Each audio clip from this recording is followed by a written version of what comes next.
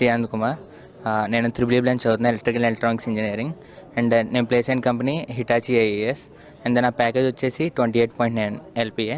First of all ప్లేస్మెంట్స్కి మా డీన్ సార్కి and నా ఫ్యాకల్టీకి, త్రిబుల్ ఈ డిపార్ట్మెంట్ ఫ్యాకల్టీకి, ఎవరైతే నేను జాపనీస్ ప్లేస్మెంట్స్కి గైడ్ చేస్తారో వాళ్ళందరికీ నేను చాలా థ్యాంక్ఫుల్గా ఉన్నాను. ఎందుకంటే ఇప్పుడు థర్డ్ ఇయర్ నుంచి ప్రస్తుతం ఉన్న రెసిడెంట్ బీడ్లో జాబ్ రాదేమో అనుకొని చాలా భయపడ్డాను. అండ్ చాలా ఆపర్చునిటీస్ కూడా తీసుకొచ్చారు దాని తర్వాత కోర్ కానీ అండ్ సాఫ్ట్వేర్ కానీ.